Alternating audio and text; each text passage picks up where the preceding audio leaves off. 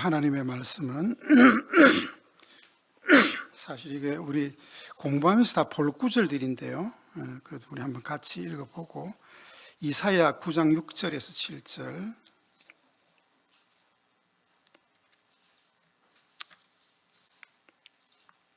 한 절만 보겠습니다. 이 오늘 본문을 왜 선택했냐면 교회의 권징을 시행하려고 하시는 분이 누구시냐? 그분이 그리스도신데 왕명으로 교회의 권징을 시행해라고 그렇게 하셨다. 그래서 그리스도가 누구시냐? 이제 그걸 밝히는 내용이에요. 우리 6절, 7절 우리 두 절을 같이 읽겠습니다. 큰 목소리로 시작.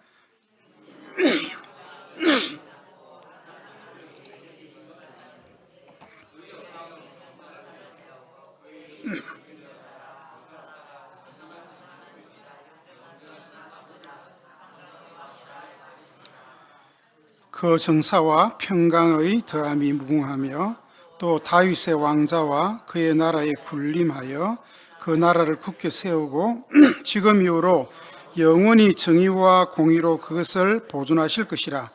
만군의 여호와의 열심히 이를 이루시리라. 아멘. 자, 오늘은 여러분 그 교재 다 받으셨죠? 석장인데 앞뒤로 아마 6페이지, 5페이지인가요? 오늘은 교회의 권징, 다른 말로 하면 교회의 책벌 이렇게 이야기해도 됩니다. 우리 같이 한번 교회 권징에 대한 내용들을 살펴보려고 합니다. 자, 오늘은 4항까지 있는데 1항은 교회 정치와 국가 정치의 차이점이 뭐냐, 그리고 2항과 2항부터 4항까지는 또 다른 내용인데요. 우리 오늘은 1항만 같이 한번 보겠습니다. 자, 여러분 교재 1페이지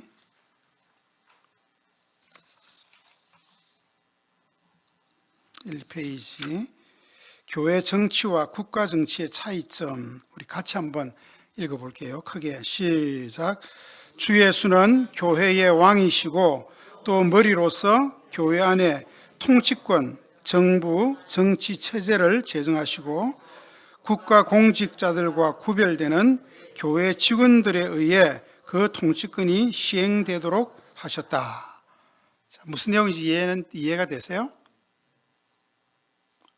이거 엄청 지금 제가 많이 약간 원문 내용을 손상시키지 않는 범위 내에서 여러분이 조금 너무 또 원문 번역에 너무 벗어나면 안 되니까 여러분들이 그렇게 하도록 했는데 이게 이제 교회관에 대한 이야기입니다.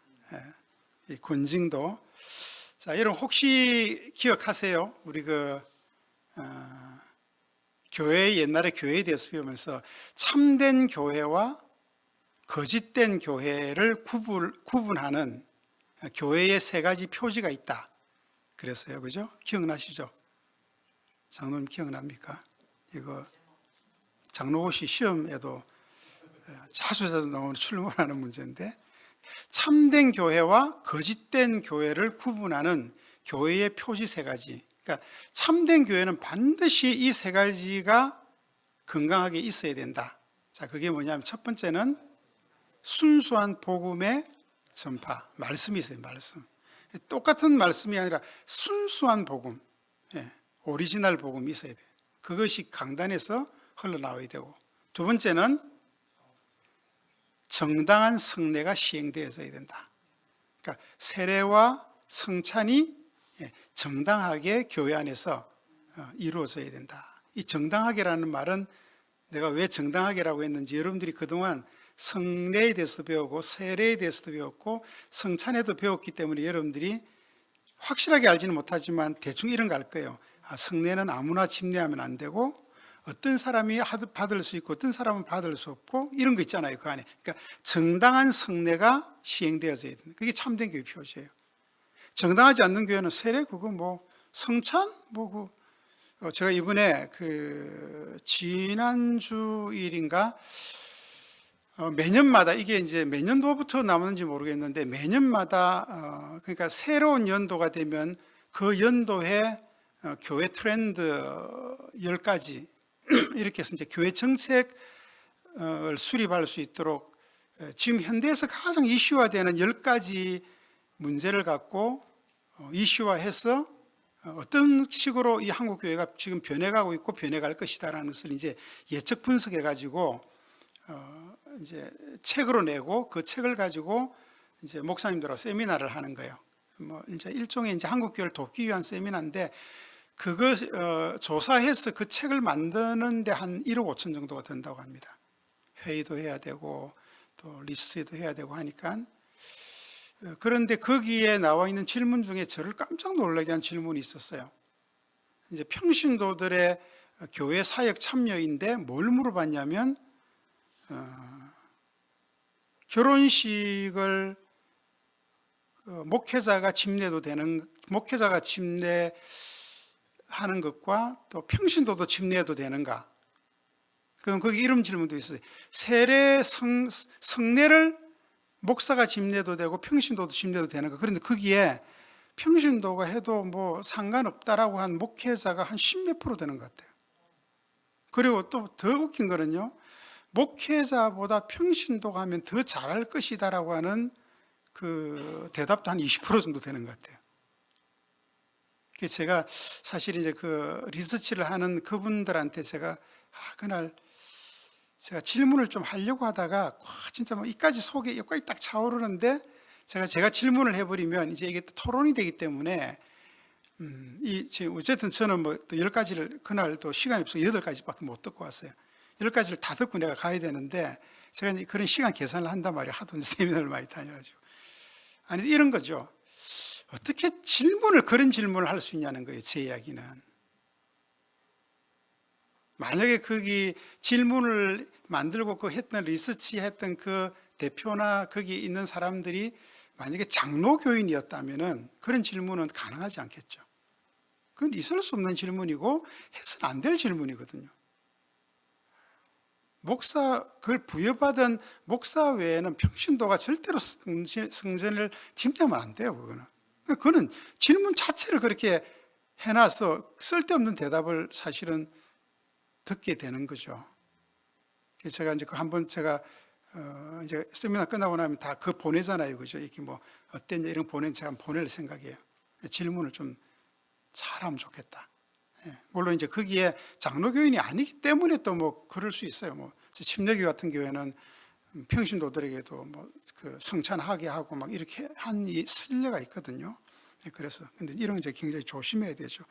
자, 지금 우리가 웨스트민스터 신앙 고백서를 왜 배우냐면 우리는 웨스트민스터 고백서가 성경은 아닙니다. 그러나 성경을 가장 원리적으로 바르게 이해할 수 있도록 우리 믿음의 선조들이, 개혁된 믿음의 선조들이 우리에게 바른 사실 가이드를 해준 거예요. 그래서 우리는 성경과 일치된 신앙 고백의 가르침 속에서 우리가 적어도 한 교회에서 예배를 드리고 하나님을 섬기면서 일치된 신앙을 갖자는 거예요. 그걸 어디서 배우느냐? 여러분들은 배울 길이 없으니까 다 유튜브에서 배워요. 그죠? 유튜브에서 아무 사람이나 말을 듣고 이 사람이 얘기하면 이건가? 저 사람이 이야기하면 또 저건가? 제가 이제 우리 10월 27일이죠. 우리 동성애 문제 때문에 한국 교회가 지금 200만 모여서 주의로 그 문제도 제가 이제 좀 언급하려고 해요. 그 다음에 지금 우리 그 한강시 로멜 문학상을 받은 한강시의 문제가 참 축하해야 할 일, 우리 너무 귀한 일이잖아요. 그런데 이제 그 분이 쓰셨던 책이 좀 문제가 되긴 해요. 그걸 이제 우리는 다 축하하고 했지만 그분이 쓴 책에 대한 내용들을 면밀하게 기독교적 관점에서 우리가 살폈을 때에 이건 좀 문제가 있는데 이제 그런 게 있단 말이에요. 그걸 여러분들은 잘 몰라요. 뭐 저도 아직 뭐 그분의 소년이 간다, 채식주의 이런 책을 안 읽어봤기 때문에 저도 이제 대충 제가 이 책이 어떤 책인지 그날부터 관심을 가지고 제가 이렇게 책을 좀 뭐 이렇게 앞에 줄거리도 보고 이렇게 그걸 하긴 했는데 뭐 아직까지 제가 다 읽어보지는 않았어요. 근데 이제 이미 그 책을 읽었던 우리 한국의 대가들이 있어요. 한국 목사들은 책을 많이 읽잖아요. 그리고 문학에 대한 대가들, 이런 분들이 이제 그 책에 대한 비평이나 또 그 책이 우리에게 주는 유익과 또 태학들이 무엇인가, 이런 부분들을 이제 분석해 놓은 게 있어요. 이런 것도 제가 좀 이야기를 하려고 하고, 여러분이 당장 이제 정치 교회의 이제 정치 참여에 대한 것도 이제 우리 다음 주일, 요거는 30가 말고 31가에 나오는 이야기인데요. 공의회에 대한 내용인데, 교회는 정치 참여를 어디까지 해야 되는가? 어떤 분야에까지 참여하고 어떤 분야에까지 몸서야 하는가? 이런 것들도 사실 우리 신앙 고백서에서 다 다루고 있는 내용들이에요. 우리가 이걸 제가 가누면서, 야, 이거 한국교회 목사님들이, 특별히 장로교회 목사님들이 웨스트민스터 신앙 고백서를 정말 중요하다고 생각하고 참 우리에게 귀한 유산이라 생각하면서 이걸 실질적으로 면밀하게, 뭐 다 읽어보게 하셨겠지만 실질적으로 면밀하게 공부하고 가르쳐 보지는 않았구나라는 생각을 제가 떨칠 수가 없었어요. 정말 이걸 한 번이라도 제대로 공부하고 읽어보고 누군가에게 또 한번 전달하고 가르쳐 봤다면 그런 생각은 하지 않을 텐데, 웨스트민스터 신앙 고백서에 있는 내용은 성경의 내용을 절대로 벗어나지 않습니다.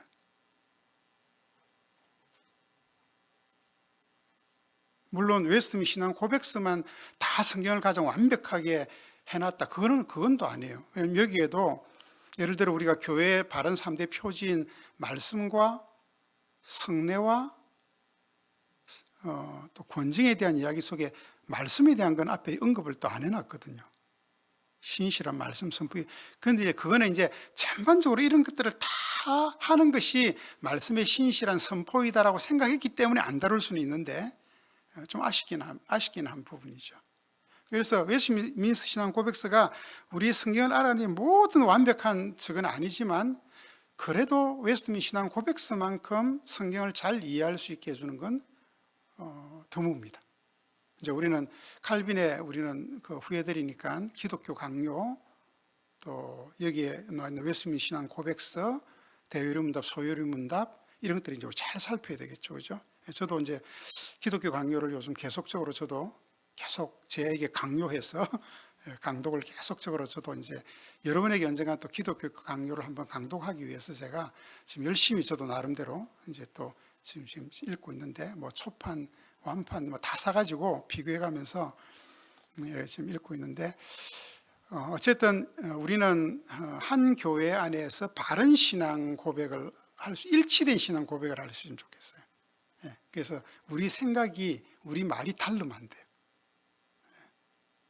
그렇게 믿으려면은 그냥 아무 데나 가면 돼요. 교단 없는 이런 교회, 또 장로교 이거 아닌 교회 가서 뭐 내 기분 내키는 대로, 내 또 이게 좀 여기 땡기는 대로 그냥 가면 돼요. 근데 우리는 그렇게 할 수는 없어요. 장로교는 계획주 신학의 바탕 위에서 분명한 우리의 신앙 고백을 가지고 있고 일치된 신앙의 신조를 우리는 갖고 있기 때문에 그렇거든요.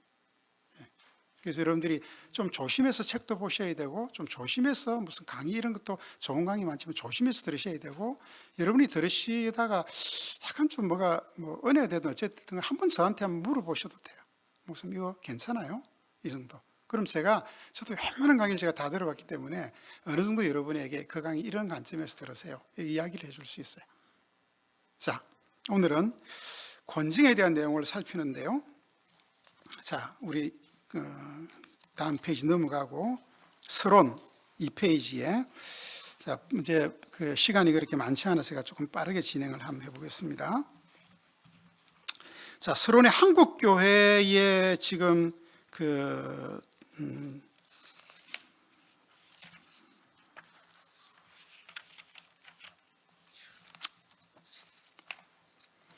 한국교회의 권징의 현실, 권징이 뭔지 혹시 아세요? 권징. 바른교회의 표지가 세 번째 권징이 아니라, 권징이 뭘까요? 권징. 아는 대로 한번, 권징이 뭘까요? 벌 주는, 책벌이라고 제가 그랬어요. 옆에 이해하기 좋게. 본래 우리가 이제 권징 그러면 뭐 권선징악 이렇게 이해할 수 있는데, 그게 아니고 이 권징이라고 하는 말은 말하자면 잘못한 것에 대해서 교정시키는, 벌을 줘 교정시키는 걸 이야기해요. 근데 교회에서 지금 그런 거 못 하잖아요. 누가 잘못했는데 당신 그런 교회 자꾸 분란 일으키고 하니까 당신 다음번 성찬식 때는 수찬 금지 이러면 그 사람 어떻게 되겠어요? 당장 시험에 들어가지고 뭐 교회가 여기뿐이냐고 아마 저보고 욕을 바가지로 하고 아마 가버릴걸요, 그죠? 예. 뭐 그렇게 안 해도 정말 잘해주고 뭐 어떻게 해도 뭐 섭섭하다 어쩌느니 저쩌느니 뭐 또 뭐 교회가 사랑이 있느니 자기는 사랑 안 하고 남들이 사랑 안 한 것 같고 그럼 자기가 하면 되지, 그죠?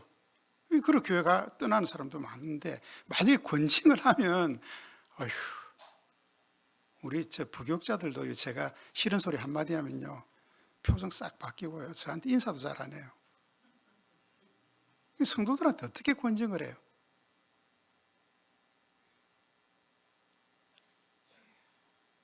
권징하는 날로 그냥 교회가 박살이 나는 거예요. 자, 그런데 교회가 건강해지고 진짜 하나님의 교회가 되려면 권징이 필요하다. 그게 성경의 내용이에요. 우리가 이걸 이제 앞으로 어떻게 해야 될 건지 고민을 좀 해야 됩니다. 한국 교회에서 권징은 거의 사라진 것 같습니다. 신자들은 권징이라는 단어 자체의 의미도 잘 모르고 교회도 권징을 시행하지 않으므로 권징에 대한 신자나 교회도 거의 무지한 상태에 있다고 봐도 과언이 아닙니다. 그러나 분명히 권징은 참된 교회의 세 가지 표지 중에 하나입니다. 우리 신앙의 선조들이 고백했던 베이직 신앙 고백서, 네덜란드 신앙 고백서 29조에는 참된 교회와 거짓 교회를 구별하는 표로 세 가지 표지를 내세웠는데 순수한 말씀의 선포와 정당한 성례 그리고 신실한 권징입니다. 시대가 많이 바뀌었지만 이 고백은 교회가 지상에 존재하는 한 영원할 것입니다. 왜냐하면 이 모든 원리들이 누가 만드는 원리가 아니라 성경으로부터 왔고 그것들을 말씀하시고 제정하신 분이 교회의 주인 되신 예수 그리스도이기 때문에 그렇습니다. 우리가 앞서서 먼저 27장 성례, 28장 세례, 29장 성찬에 대하여 많은 조항들을 면밀하게 살펴보고 공부해왔습니다. 참된 교회를 지향하며 교회의 권징, 권고와 징계라고 해도 되고요, 교회 책벌이라고 해도 무관합니다. 여기에 대해서 잘 배우는 계기가 되면 좋겠습니다. 자, 3페이지. 오늘 1항을 할 건데 교회 정치와 국가 정치의 차이점은 대체 뭘까? 1항은 크게 세 가지를 고백하고 있는데 첫째는 주 예수께서 교회의 왕이시고 머리이시다. 이 주와 왕과 머리 되신 주님께서 교회 안에 통치권을, 다른 말로 하면 치리권을, 또 다른 말로 하면 교회 정부를, 정치 제도를 무슨 표현을 해도 상관없습니다. 하나님이 예수 그리스도가 주 되시고 왕 되시고 머리 되신 예수께서 교회 안에다가 통치권을 제정해 놓으셨다는 거예요. 마치 성례를 주님이 제정하셨듯이 교회 안에다 통치권을 제정해 놓으셨다는 거예요. 이게 여러분 교회관에 엄청 중요한 거예요. 자, 두 번째는 그 주님이 통치하신 통치권을 주님은 교회의 직분자들을 세워서 그것을 시행하신다는 거예요. 주님이 직접 야 너 잘못해서 너 이번 주일 다음부터 오지 마 이렇게 하는 것이 아니고 교회 직분자들을 통해서 이것들을 시행한다는 거예요. 그래서 교회 정치라는 게 있어요. 헌법이 있고요, 권징조례가 있고 그래요. 이제 이 권징을 시행할 때 어떻게 할 것인가라는 그런 조례들이 다 법으로 정해져 있단 말이에요. 그걸 누가 하냐면 교회 직분자들을 통해서 주님이 그것을 시행하는 거예요. 세 번째, 교회 통치권은 세상의 통치권과 달라서 세상과 구별이 됩니다. 그러니까 교회 안에서 우리가 어디까지 세상의 정치에 대한 얘기를 할 수 있고 참여할 수 있고 관여할 수 있는가 하는 것도 이미 우리 세례 이 신앙 고백서에서 이미 이야기를 하고 있다는 거예요. 그러니까 여러분이 섣불리 잘 모르면서 함부로 여러분들의 마음이 어이없심에 막 이렇게 저렇게 이야기를 하면은 혼란이 와요. 보세요. 우리가 선거철이 되면 교회 안에는 호남 사람도 있고 경상도 사람도 있고 충청도 사람도 있고 다 이게 색깔이 다르고 진보도 있고 보수도 있고 극보수도 있고 교회 안에서 어떤 교회들은요 극진보도 있어요. 그것도 중도파도 있습니다. 다 이름은 예수파인데 선거 때만 되면 이상하게 자기 본색이 드러나요. 그때는 신앙도 뭐 상관이 없어요. 그냥 이념입니다. 이념, 이데올로기. 그래서 교회가 쫙 그냥 나눠져요. 그 옛날에 이런 말이 있어요. 여의도 순복음교회는 선거철만 되면 홍해의 기적이 일어난답니다. 경상도파 장로님들, 호남파 장로님들 해가지고. 희한해서 교회가 그게 가능해요? 제가 우리 교회에서 교회 정치 이야기를 잘 하지 않는 이유는 행여나 교회 안에 아직 우리 미성숙한 사람들이 이런 것에 대하여 잘 익숙하게 배우지 못한 상태에서 이런 이야기를 하다 보면 이제 교회가 갈라지는 거예요. 아무것도 아닌 문제 가지고. 더군다나 저는 또 부산 사람이잖아요. 그죠? 뭐 제가 조금만 뭐 예를 들어 보수 이야기 들었어요. 목사님 경상도 사람이라. 옛날에 우리 김동희 목사님 저 안동 사람이니까 뭐 정치 이야기 좀 하니까 젊은 애가 나가버렸어요. 듣다가. 교회 지금도 안 다니고 있어요. 교회 안에서 목사님들이 그런 이야기 한다고 막 성질 내고. 근데 여러분, 교회 안에서 목사는 정치 이야기를 할 수 있습니다. 못하는, 금지되어 있는 게 아니에요. 할 수 있어요. 문제는 참여하는 방법이 달라요. 방법이. 자, 교회 통치권은 세상의 통치권과 구별이 됩니다. 다릅니다. 이제 왜 다른지 이야기를 하겠습니다. 자, 첫 번째, 오늘 교회 정치와 국가 정치의 차이점 첫 번째는 주 예수께서는 교회의 왕이 되시고 머리시고 이 주와 왕과 머리 되신 주님께서 교회 안의 통치권을, 다시 말하면 치리권 또는 교회 정부 또는 정치제도라도 사용없는데 이것들을 제정하셨다는 거예요. 교회 안에 그 통치권을 제정하신 분이 누구시냐면 주라는 게 주. 여러분, 주가 뭔 말이죠? 로드, 그런 말이죠. 주인, 이런 말이에요. 예수님이 주인이시면 그 교회 안에 있는 신자들은 뭐라는 거예요? 그분의 종이라는 거예요. 교회 안에서 우리가 이런 인식이 분명하지 않으면 안 돼요. 여러분, 교회 와가지고 교회 와서 그냥 예수 믿고 구원받고 천당 가는 거기에만 초점이 있는, 그거는 반밖에 예수를 안 믿는 거예요. 교회에서 와서 신앙생활하는 사람은 예수를 믿어 반드시 예수 그리스도가 나의 주가 되어야 돼요. 내 주가, 내 주인이 되어야 된다고요. 나는 철저하게 그분의 종으로 살아야 돼요. 내가 머리를 들면 안 된다는 거예요. 주인이 계시는데. 그 다음 그분이 왕이라고 하는 것은 우리는 그분의 뭐예요? 신하요 또는 백성이라는 의미예요. 믿음 생활하는 데 있어서 그리스도가 나의 주인이고 나의 왕이라는 사실이 이게 확실하지 않는 사람들은 신앙생활을 제대로 한다고 이야기할 수 없어요. 또 하나 더 표현은 그리스도가 우리의 머리래요. 그럼 우리는 뭡니까? 그의 몸이고 지체죠. 몸과 지체는 뭐에 따라갑니까? 머리를 따라가죠. 정신을 따라갑니다. 주님은 머리시기 때문에 우리에게 자꾸 어떤 것을 요구하시는데 우리 몸은 자꾸 내 몸이 좋은 걸 하려고 해요. 머리하고 따르게. 주님, 그거는 내가 하겠는데 그거는 내가 못 하겠는데요? 싫은데요? 그거는 그리스도를 머리로 섬기는 게 아니잖아요. 신앙생활이. 그렇게 그리스도를 주로, 그리스도를 나의 왕으로, 나의 머리로 삼지 않는 자에게는 문제는 뭐냐면, 그런 하나님의 통치를 받지 않는 자에게는 구원이 이루어질 수 없다는 거예요. 문제는. 그게 문제죠. 구원만 받게 된다면 어떻게 좀 잘못하다가도 천국만 가면 되니까, 근데 그게 구원을 이루는 통로이기 때문에 그 권위, 그리스도의 주 대신, 머리 대신, 왕 대신 그 권위를 무시하고는 바른 믿음이라고 할 수 없다는 거예요. 그건. 그 그리스도가 교회 안에다가 뭐예요? 정부를 세웠다는 거예요. 통치권을.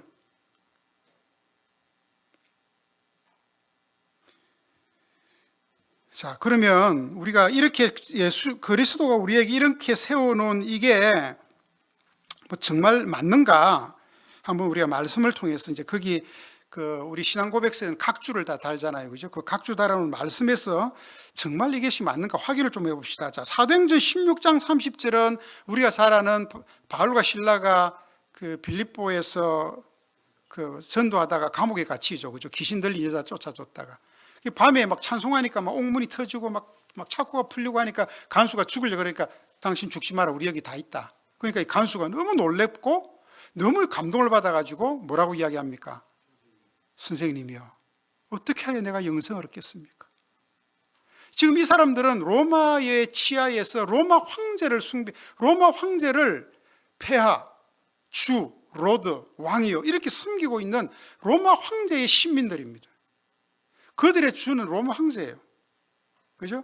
네. 이런 사람들이 어떻게 해야 우리가 구원을 얻겠습니까? 로마 황제 갖고는 자기들에게 이런 역사가 일어나지 않을 거라는 것을 알게 된 거예요. 그래서 어떻게 하면 우리가 구원을 얻게 되겠냐? 당신들의 믿는 신은 대체 뭐냐? 물었어요. 그랬더니 바울이 뭐라 그럽니까? 주 예수를 믿어라. 주 예수를 믿어라 이렇게 돼 있어요. Lord, the Lord Jesus. 예수를 주인으로 믿으면, 그리하면 너와 내 집이 구원을 얻게 된다는 거예요. 이제부터 너의 주인을 바꿔야 된다는 이야기예요. 여러분, 이거는 전도 중에 제일 짧은 전도 구절 아닙니까? 막 전도 하게 전도 폭발해갖고 막 45분 동안 막 안 해도 여기에 주 예수를 믿어라. 그리하면 너와 내 집이 구원을 얻으려. 여기에 완벽하게 복음이 들어가 있는 거예요. 예수를 믿어서 구원을 받는데 어떤 예수를 어떻게 믿어야 돼? 주 예수로 믿어야 된다는 거예요. 너의 주인으로, 왕으로. 이제부터 당신의 주인이 바뀌어야 당신에게 구원이 임한다는 겁니다. 놀랍죠?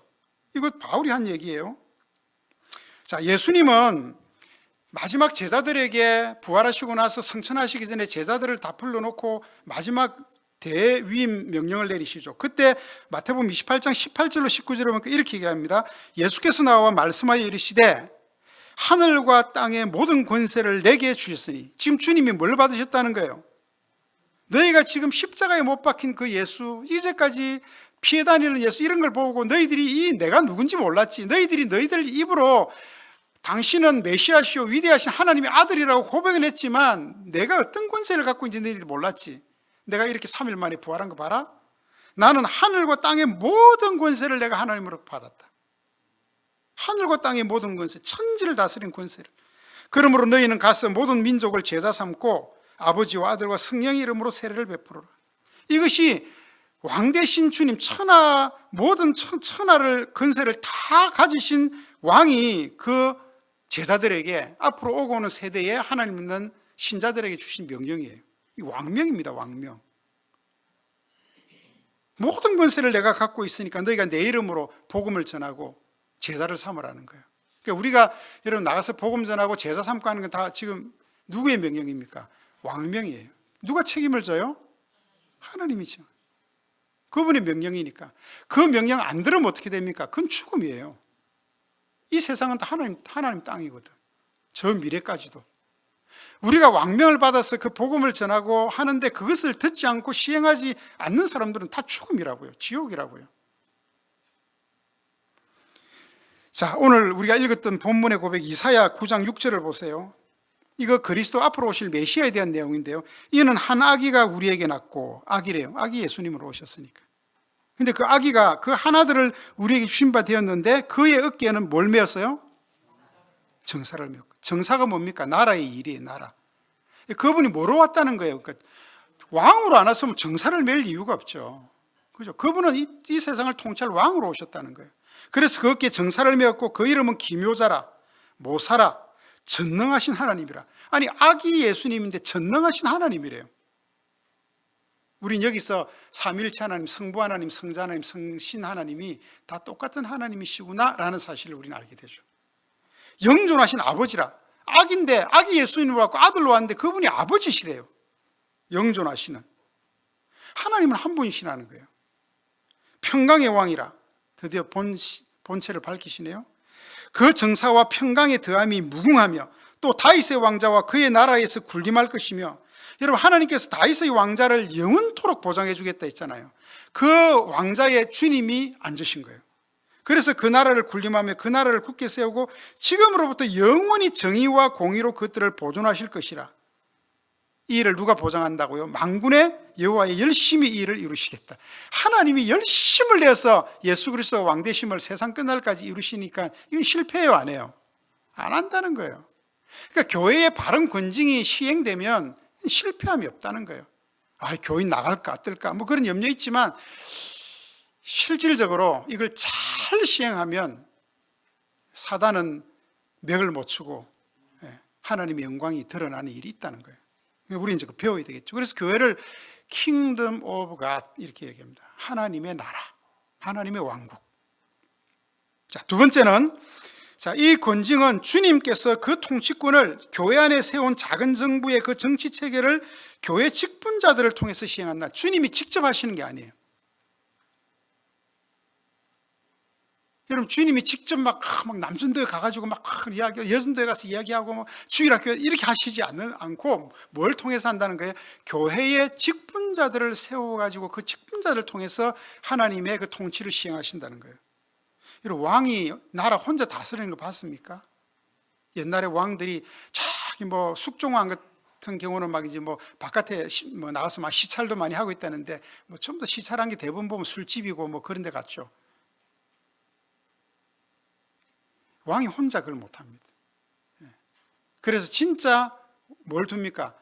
나라에는 영의정, 자의정, 우의정, 삼정성을 두고 그 밑에 또 뭐 그 장관 들을 두고 시대장을 두고, 그죠? 또 각 골마다 사또를 두고 또 도지사, 뭐 관찰사 이런 거 사람 두고 다 그렇게 해가지고 나라를 운영하잖아요. 여러분, 지금 왕권이 아닌 민주주의 사회에서도 대통령이 혼자 다스리지 않습니다. 어떻게 합니까? 다 장관들을 세우고 국회의원 세우고, 시에는 시장이, 또 구에는 구청장이, 그것도 밑에 시의원, 뭐 구의원, 또 뭐 하도 못해 동장, 반장까지 다 세워가지고 그렇게 뭐 시시콜콜 다 안에까지 다 다스리잖아요, 그죠? 예. 그래서 우리 이제 4페이지 보시면 교회는 명령 계통이 서 있는 권위 체계로 되어 있어요. 정부이기 때문에. 이게 교회 간의 중요한 문제입니다. 오늘날 교인들이 교회가 이런 권위 체제임을 인식하고 있을까요? 못해요. 안 하고 있어요. 또 이 일을 세우신 직분자를 통해 하나님이 일하시며 자기 자신들을 위해 이런 권위를 세우셨다는, 목사님을, 우리의 영적 그 이런 걸 위해서 장로님들을, 또 우리 안수집사님들을, 권사님들을, 우리의 영적인 우리 이런 것을 위해서 교회가 이런 직분자들을 세우는 것을 잘 인식해요, 안 해요? 안 해요. 교회, 나는 언제 저 장로 되지? 좀 헌금도 나 좀 많이 하고 내가 좀 교회 일도 좀 많이 해야 될 건데, 무슨 이런 벼슬 정도로 생각하지, 이거를 하나님의 통치를 실현하기 위하여 하나님께서 세우신 직분이라는 것을 인식을 잘 안 합니다. 교인들도. 장로님들이 좀 자기보다 학벌도 낮고 사는 것도 못 살고 좀 시원찮으면, 저 장로님 하는 거 보니까 나는 장로 안 해. 엄청 교만한 사람들이 아니에요. 자기는 장로 그딴 거 안 한대요. 이거 쉽게 주관? 교회가 뭔지도 모르면서. 하나님이 왜 그런 일꾼들을 세워서, 무엇을 위해서 하나님이 그런 일꾼들을 세우시는가를 이해도 못하면서 무슨 계급으로 생각해서 저렇게 시원찮은 사람들이 장로하는데, 내같이 고매한 사람이 저 무리에 끼어서 나는 저러고 하고 싶지, 이래 생각한다고. 엄청나게 건방지고 엄청나게 못됐고 엄청나게 교만한 사람들의 생각이죠. 그게 교회론의 부재에서 그래요. 여러분, 교회의 모든 문제는요, 교회론의 부재에서 다 나옵니다. 그래서 제가 철저하게 교회론을 제가 가르쳐야 되겠다고 생각한 게, 그래서 여러분들이 계속 하는데 여러분들이 아직 잘 못 따라들으시는 것 같아요. 솔직한 제 느낌으로는. 그래서 한 10년쯤 가르치고 나면, 제가 은퇴할 때쯤 되면 좀 교회론에 좀 도사들이 되어 있지 않을까 하는 생각이 좀 드는. 그런 것들을 생각하면 우리 오늘 일반 신자들이 신앙관이 얼마나, 우리의 신앙관이 얇고 정말 무지하고 배울 것이 많은지, 공부해야 될 것들이 많은지 몰라요. 이런 교회가 맨날 공부한다고 그러고, 나는 공부하고 담수한 사람인데, 그러지 마시기 바랍니다. 그러니까 맨날 무식하게 신앙생활 하는 거예요. 조금만 있어도 흔들리고 오만 그 때만 가지고 다 서운하고. 그런 생활을, 신앙생활 10년, 20년, 30년, 50년 죽을 때까지 해도요, 그 신앙이 철이 안 나는 거예요. 그 뭐냐면, 문제는 신앙이 철이 안 나는 건 안 나는 건데 구원의 문제가 확실하지 않다니까요. 그 교회만 나온다고 구원받는 건 아닙니다. 교회 나오는데 주인은 자기인데, 자기를 부인하고 십자가 안 지려고 그러는데, 자기 부인하는 건 자기를 잃는 거고 내려놓는 거고 자기가 없어지는 거예요. 섭섭하고 기분 나쁘고 이런 건 다 자기가 아직 안 버려졌기 때문에 생기는 겁니다. 그거는. 그런데 어떻게 구원을 받아요? 주님을 따른 참된 제자가 아닌데 구원은 뭐 아무나 줍니까? 하나님께서 왜 이렇게 교회에다가 이런 사람들을 정말 그러면 이게 진짜냐? 교회 정말 하나님이 그런 일꾼들을 세워서 통치하시는 게 맞냐? 뭐 교회 다 똑같은 거 아니야? 목사님도 한 표고 나도 한 표고 뭐 목사님도 나나 뭐 어떤 분은 또 저보다 공부를 많이 하신 분도 있을 수 있으니까 나는 뭐 목사님보다 공부도 많이 하고 박사학위도 몇 개씩 갖고 있는데 목사가 뭐 좀 성경 공부 좀 많이 했다고 뭐 지나 나나 뭐 별반이 있나? 이렇게 생각할 수도 있을 것 같아요, 저는. 실제로 그런 사람들이 또 있을 수도 있고요. 제가 이거 여러분 이게 뭐 남의 교회 이야기해서 그런데 제가 이름을 밝히지 않겠습니다. 옛날 어떤 교회 장로님 한 분은 목사도 장로고 나도 장로고 자기는 가르치는 장로 나는 치리한 장로인데 뭐 목사 왜 나한테 뭐 기도할 때 기도해 준다고 막 손 얹고 하지 말라고 나한테는 막 결국은 그 장로님 때문에 목사님이 스트레스 받았고요. 암이 왔어요, 암이. 교회 다 나눠 찢어지고요. 그 장로님 따라가서 거기 뭐 세운 교회는 아마 교회 제대로 안 될 거예요. 그런 교회가 제대로 교회가 되겠어요. 다행히 이 목사님은 진짜 그 죽음의 고비를 넘기고 지금 교회가 많이 부흥했어요. 그때를 생각하면 막 머리를 흔들어요. 이게 뭐냐, 교회론의 부재에서 오는 거거든요. 하나님이 교회를 어떻게 다스리고 통치하신다는 것을 전혀 배우지도 않았고 배울 생각도 없고 자기 개념을 갖고 있으니까. 자, 디모데전서 5장 17절입니다. 이거는 사도 바울이 그의 사랑하는 영적 아들 디모데에게 디모데에게 목회를 가르치면서 한 얘기예요. 같이 읽어보겠습니다. 시작. 잘 다스리는 장로들은 배나 존경할 자로 알되 말씀과 가르침에 수고하는 이들에게는 더욱 그리할 것이니라. 잘 다스리는, 치리를 잘, 그리스도의 통치 원리를 하나님의 백성들에게, 교우들에게 잘 그걸 가르치고 본을 보이는 이런 사람들은 배나 존경할 자로 알되 특별히 말씀과 가르침에 수고하는 이들에게는 더욱더 그리해라. 뭐 이거 하면 제가 뭐 설교한 저한테 잘해라 그런 얘기가 아니고, 이게 왜냐하면 교회에서 하나님의 통치 원리이기 때문에, 그래서 목사들에게는 그 오직 말씀 준비하고 신실한 말씀을 잘 전달해 달라고 목사에게는 생활비를 주고 책임을 져주는 거예요. 그래서 장로님들은 가르치고 말씀 전하지는 않으니까 그냥 잘 교회 본이 되어서 잘 하니까 생업을 하시니까 장로님들에게는 주지 않지만, 어떤 교회는 이제 어떤 장로님들은 정말 이렇게 사역하는 사역 장로님들도 실제로 있다고 해요. 신학도 공부도 하고. 그래서 이런 분들에게는 말씀을 목사님이 볼 때 맡겨도 되겠다, 그렇게 해서 그렇게 하시는 분들에게는 페이를 지불한다는 이야기를 제가 듣기도 했어요. 어쨌든 우리가 교회 안에서 잘 다스린 장로들을 배나 존경할 자. 여러분들, 우리 장로님들 보시면 정말 우리 장로님들하고 우리 교역자들은 교회가 이게 내 생활이 교회예요, 교회. 그리고 온통 관심이 우리 교인들이고요. 어떻게 하면 여러분들에게 생명의 꼴을 잘, 새벽 기도 마치고 밤 저녁에 가기 전까지는 책상 머리 앞에 앉아 있어야 돼요. 저도 지금 웨스트 신앙 고백서를 지금 제가 세 번째 제가 보면서 하는데 저도 깜짝 놀래요. 그때 왜 이런 것들을 내가 못 보고 지나갔지? 이런 게 있었나? 뭐 이런 게 있단 말이에요. 그래서 그걸 덜쳐봐야 되고. 자, 사도행전 20장은요, 바울이 이제 에베소 교회를 떠나면서 장로들을 다 불러다가 뭐라고 이야기하냐면 이렇게 이야기했어요. 사도행전 20장 28절. 자, 같이 읽어볼게요. 시작. 여러분은 자기를 위하여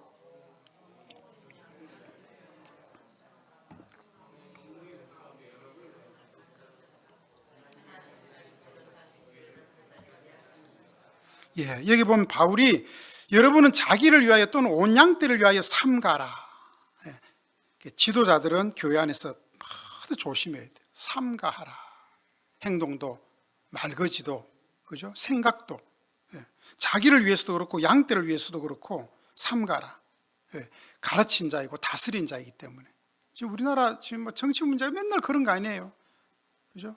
앞에 막 지도자 될 사람들이, 또 지도자 된 사람들이 막 무슨 비리가 있고 막 하니까 삼가지 않아서 지금 생긴 일들 아닙니까? 그 때문에 지금 뭐 맨날 그냥 국정감사, 맨날 정쟁 싸움, 뭐 정치는 언제 하는지 모르겠어요. 제대로 하는지. 그 자료 다 모으고 막 상대방 공격하고 정권 서로 뒤엎고 유지하고 하려면 얼마나 머리가 안 빠지겠어요? 여러분은 자기를 위하여 또는 온 양떼를 위하여 삼가십시오. 성령이 그들 가운데서 여러분을 감독자로 삼았다. 교회 직분자를 누가 뽑았다는 거예요? 누가? 성령께서 하셨다는 거예요. 담임 목사가 뽑은 게 아니고, 뭐 여러분들이 뭐 표줘서 뽑은 것이 아니라 성령께서 그 교회의 가장 하나님의 통치를 잘 실현할 수 있도록 그때 그분을 하나님이 적절하게 뽑으셨다는 거예요. 그래서 그들을 감독자로 삼고 하나님이 자기 피로 사신 교회를 보살피게 했다는 거예요. 좀 이런 보세요. 얼마나 놀라운 사실입니까? 하나님께서 세우시고 하나님께서 뽑으신 사람들, 성령께서 특별히, 그죠? 자, 여기 보면 여러분, 우리가 이런 사람들을 성령께서 감독자로 삼으셨다 그러는데 한번 좀 생각해 보시고, 감독의 역할이 얼마나 중요해요. 어저께 우리 축구 이겼죠? 홍명보 감독 막 되기 전에 막 옛날에 뭐 잘못한 거면 비리며 오만 지금 해서 막 네가 감독할 수 있냐 어쨌냐 막 온 나라가 떠들고 막 그냥 일단 어쨌든 세워놨는데 막 흔들었어요. 그죠?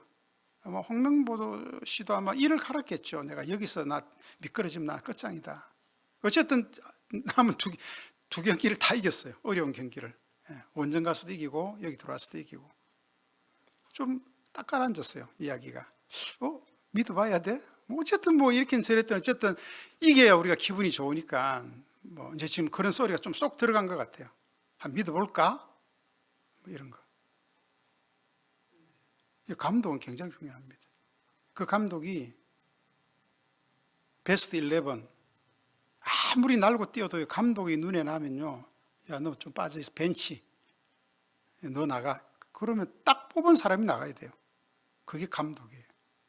감독은 딴 사람들이 보지 못하는 정신세계, 컨디션, 이 사람이 어떤 서로 함께 맞추어가는 이런 거 다 계산하고 딱 베스트 11을 짜는 거예요. 질라고 짜겠어요? 이기려고 짜겠죠. 뛰다가 교체할 때도 저 계속 놔두면 안 되겠는데 빨리 교체시켜버리죠. 몇 명 할 건가? 언제 넣을 건가? 다 감독이 하는 거예요. 아무리 여러분 투수가 잘 던져도 감독이요, 너 선발 나가지 마. 너 나가.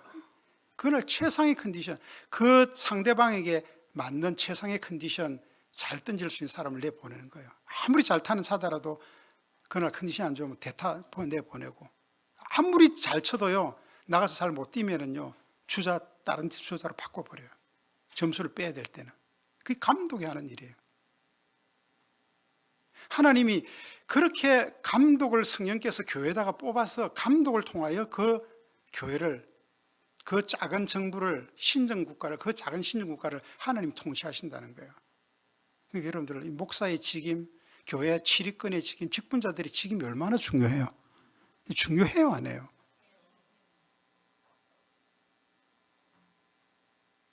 우리가 예배 한번 드리는 거, 기도에 한번 참석하는 거, 어떤 조그만 일 헌신 한번 하는 거, 그걸 쉽게 생각하면 안 됩니다. 감독이 열심히 뛰지 않으면요, 지면요, 다 감독 책임이에요.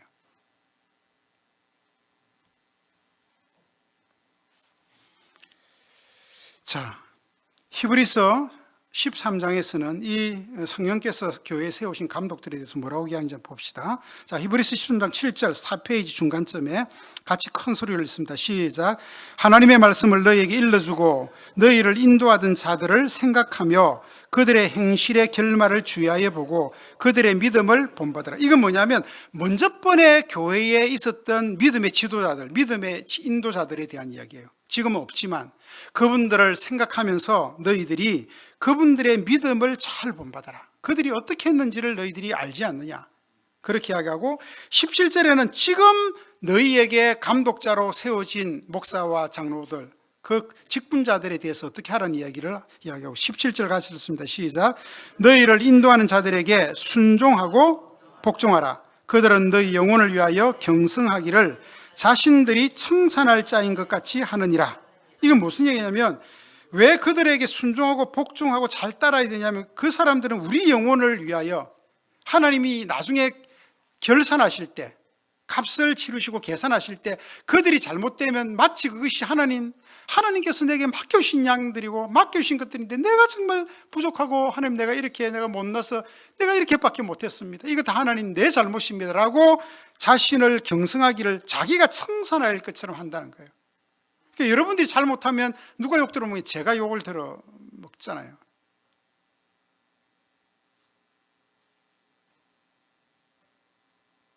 그래서 그들로 하여금 즐거움으로 이 일을 하게 하고 근심으로 하게 하지 말라. 그렇지 않으면 너에게 유익이 없네.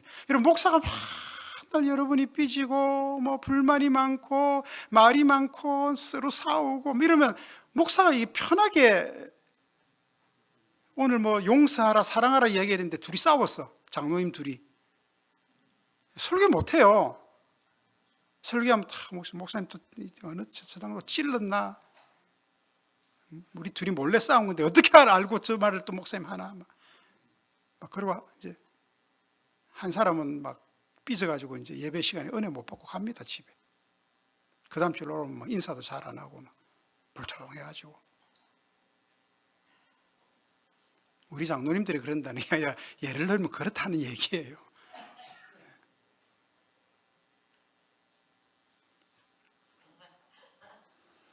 그러면요 담임 목사가 여기서 바른 말씀을, 제대로 된 말씀을 여러분에게 못 해주면요 여러분에게 유익이 없어요. 여러분이 예수 그리스도를 진짜 주로 왕으로 자기의 머리로 삼는 일에 실패한다고요. 그럼 여러분에게 무슨 유익이 있어요? 교회 다니면 손해만 보지.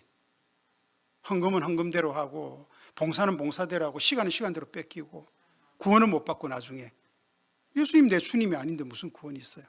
예수가 내 왕이 아닌데 그 왕의 나라에 가는데요 내 시민권을 확인해 봐야 되죠. 여러분 대한민국 시민권을 갖고 있는 사람은요 어디를 가도 대한민국 국민이라는 걸 자기가 스스로 고백해요.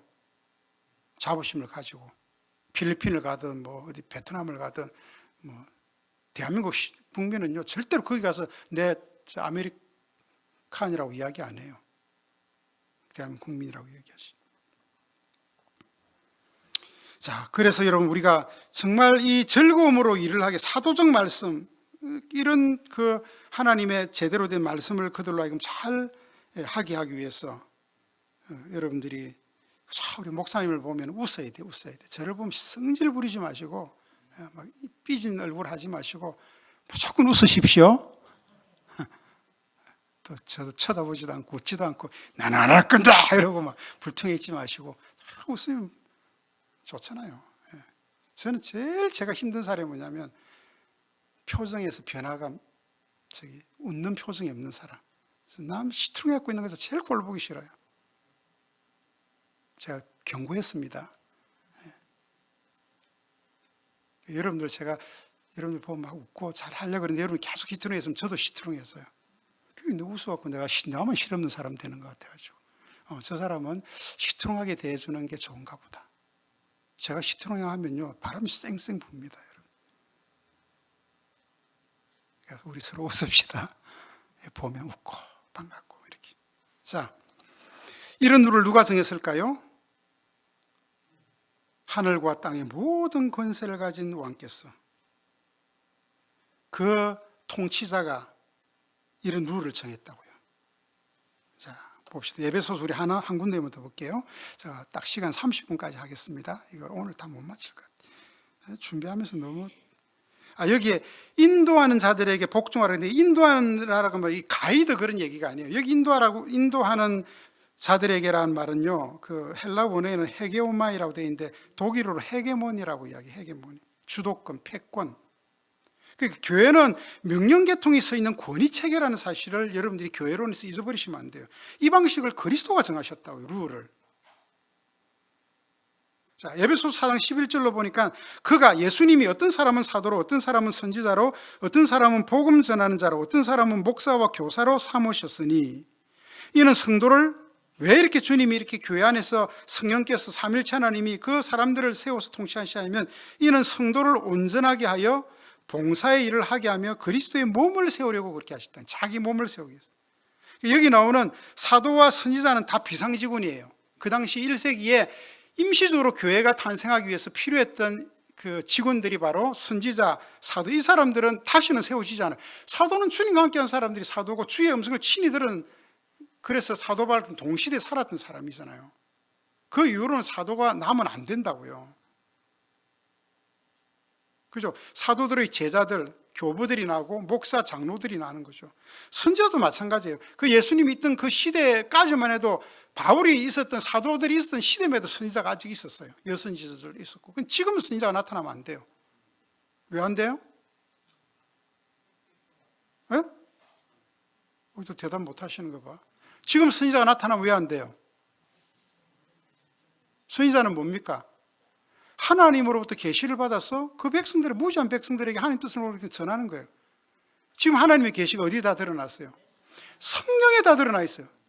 성경은 보지도 않고 연구하지도 않고 하루 종일 가도 성경 한 구절 안 읽고 예언의 말씀과 하나님 뜻인데, 그리고 맨날 선지자 찾아다닌다고, 어디 무슨 사람 예언 잘한다고 그거 찾아가는 거예요. 그러다 망하는 거예요. 가짜 선지자한테 가가지고. 우리가 지금 신앙생활을 이렇게 거꾸로 오늘날 사람들이 하고 있어요. 다 이게 성경 조금만 기울여서 보면요, 다 이 안에 있는 내용들이고 다 말씀하고 있는 것들인데 우리가 이런 걸 캐치를 못하면 안 되죠. 여러분 믿으십시오. 만왕의 왕 되신 최고의 지혜자 되신 주님께서 정하시고 하신 룰이고 통치 방식이에요. 그래서 지금은 뭡니까? 항존직원을 뒀다는, 항존직원. 교회가 있는 한 항상 존재해 있어야 될 직, 뭐예요? 항존직원. 목사, 장로, 집사, 여기 안수집사를 얘기합니다. 이 세 직은 교회가 존재하는 한 항상 있어야 되는, 그래서 이 세 직은 뭐예요? 안수를 해서 세우는 거예요. 장립한다는 거예요. 권사님들은 취임을 해서 세우지만 이 세 직은 특별하게 안수를 해서 세우는 거예요. 항존직이라. 이 사람들 한 번 되면 끝까지 이게 아니고 교회가 존재하는 그 직이 항상 있어야 된다는 거예요. 이런 거 여러분 잘 배워놓으셔야 돼요. 자, 우리가 이렇게 하나님의 교회 안에서 이거 제가 요것만 하고 마칠게요. 그러면 이제 우리가 이런 생각을 할 수 있어요.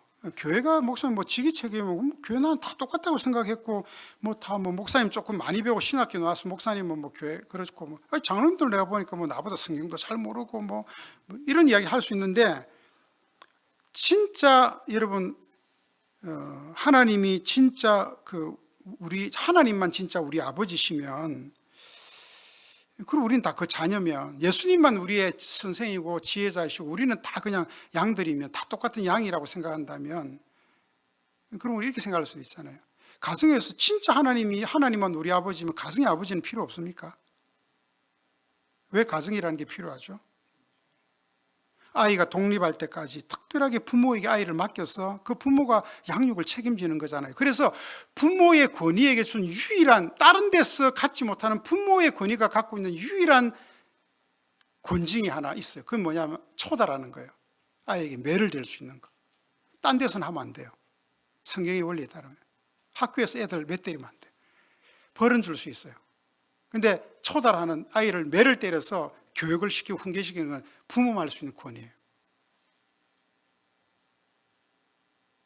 교회가 진짜 하나님만이 한 아버지고 우린 다 그의 뭐 자녀고 양이고 다 똑같다면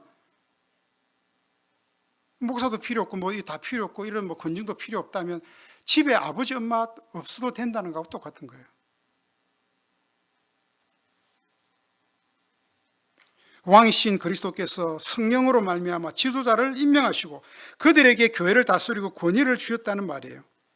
교회의 온전성을 위해서 가정에서 부모들에게 초달할 수 있는 권위를 주셨던 교회, 그래서 하나님이 그 지도자들에게 그 통치권에게 권징을 허락하셨다는 거예요.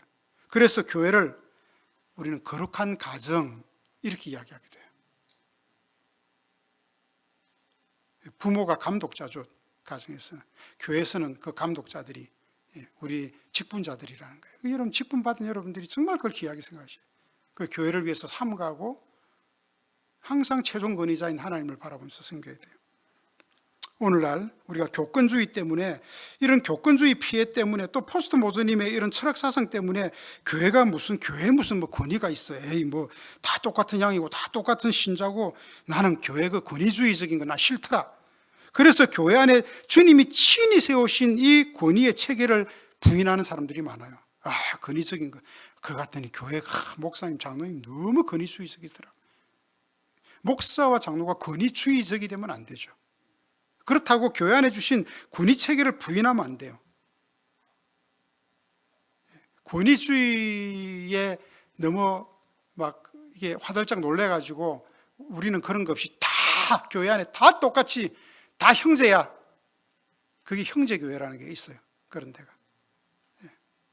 자기들 그 목사가 없이 다 자기들끼리 일주일 동안 했던 거 나누고 은혜 받은 거 나누고 기도하고 헌금하고 헤어지는 데 있어요.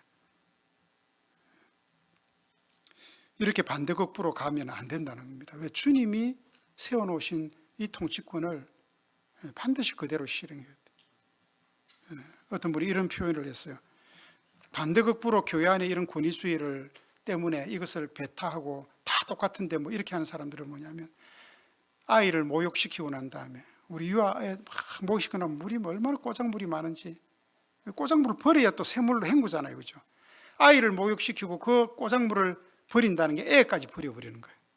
그럼 되겠어요, 안 되겠어요? 우리가 권위주의가 밉다고 교회 안에 하나님이 세우신 권위의 체계와 질서를 무시해버리고 그것까지 부어버리는 건 그런 우려를 범하는 거라는 겁니다.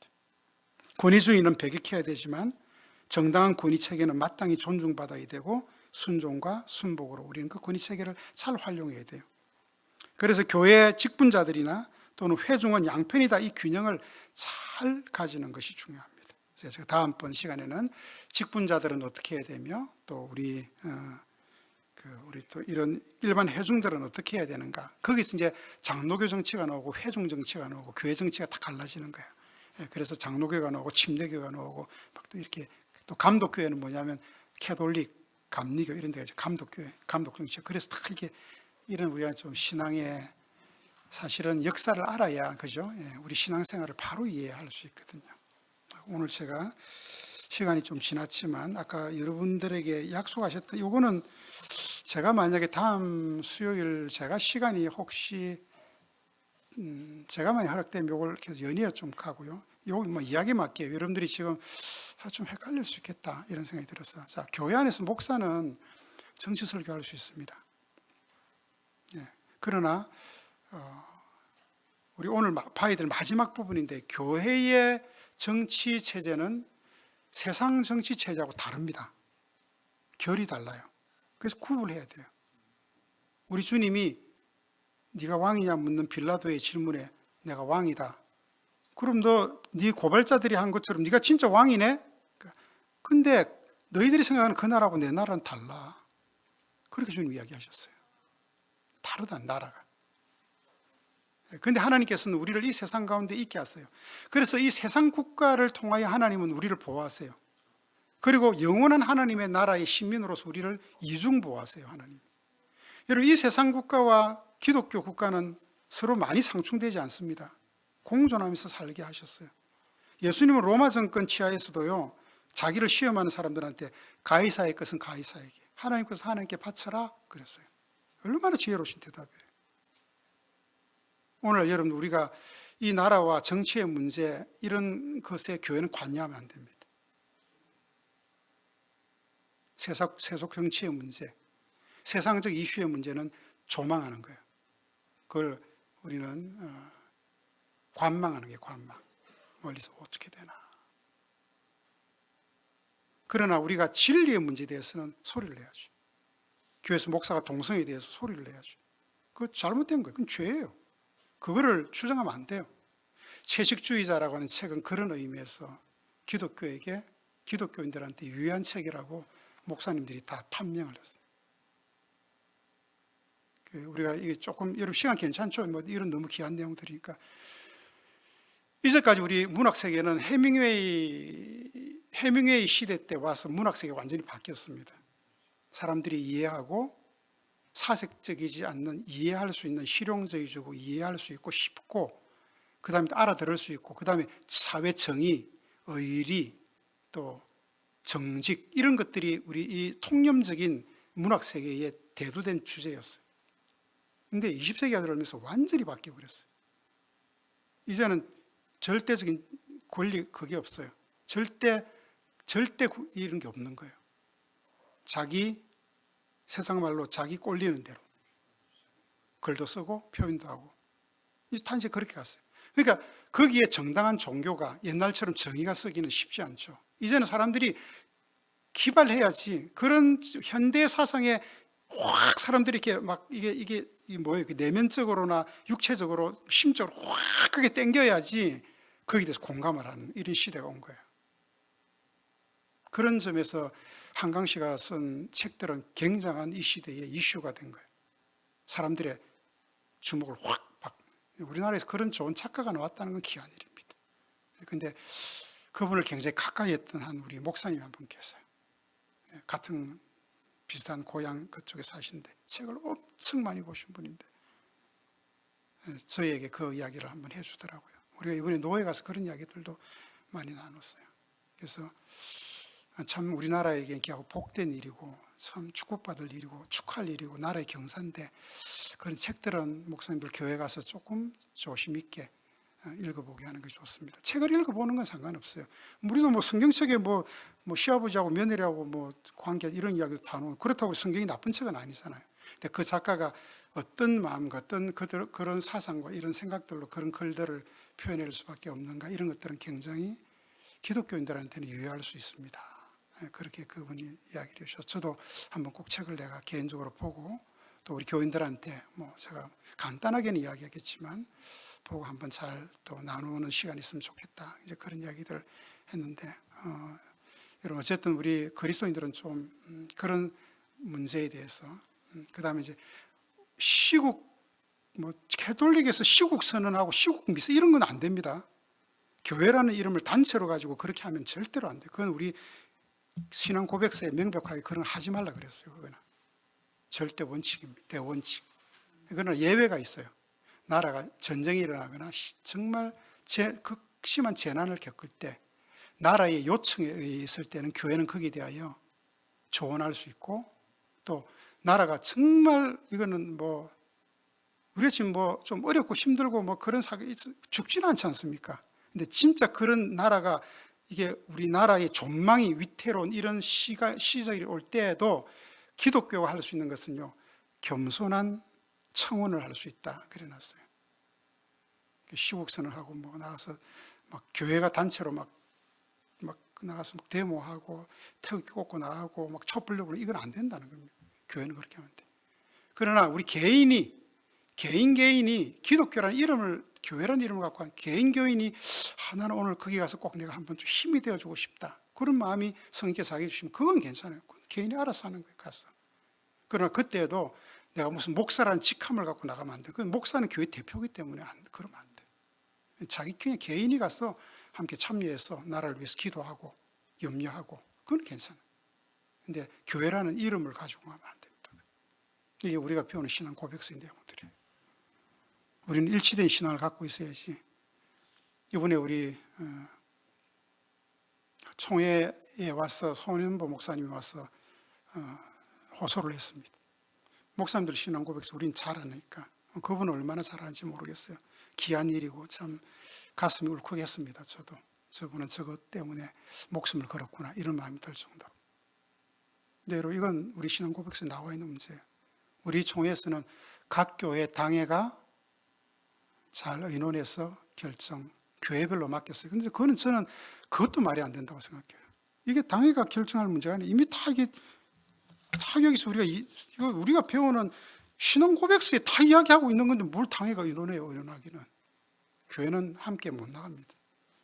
우리 여러분들이 마음에 가지고 그런 울분이 있으시고, 또 너무 이 마음에 막 하나님께서 내 마음, 이런 분들은 개인적으로 나가시면 저는 뭐 찬성입니다. 그러나 이제 뭐 시국 나라 문제 여러분이 걱정한다고 나라가 되고 안 되고 그런 거 아니지 않습니까? 기독교의 동성애 문제나 이런 성경에 대한 어떤 진리의 이런 문제는요, 이건 우리가 좀 진짜 기도해야 돼요. 하나님, 이 나라가 이렇게 정말 악의 사슬에 빠지지 않도록 이런 헛된 가르침을, 이 가르침이 마치 정당 가르침이냐 이런 게 되지 않도록 우리가 눈물 흘려가며 기도하고, 또 우리는 나가지 않지만 어쨌든 그런 울분을 갖고 나가 사는 사람들이 또 용기를 가지고 그 일들을 잘 할 수 있도록, 그런 거는 가능합니다. 개인적으로. 교회는 안 됩니다. 자, 여기 여러분 우리 간단하게 제가 짚어준 거니까, 여러분 이걸 잘 모르면 이제 교회 안에서 왜 우리 목사님은 그런 얘기도 안 하시고 우리 교회는 왜 안 나가는 거야, 뭐 비겁하게, 뭐 비겁한 게 아니고 그게 우리의 신앙의 정체성입니다. 여러분들이 나가시려면 저 태극기 들고 또 촛불 들고 나가서 시위하는 교회로 가시면 돼요. 거기에 가서 같이 하시면 돼요. 우리 교회는, 우리 장로교회는 그렇게 하지 않습니다. 이런 기억하면 좋겠습니다. 기도할게요.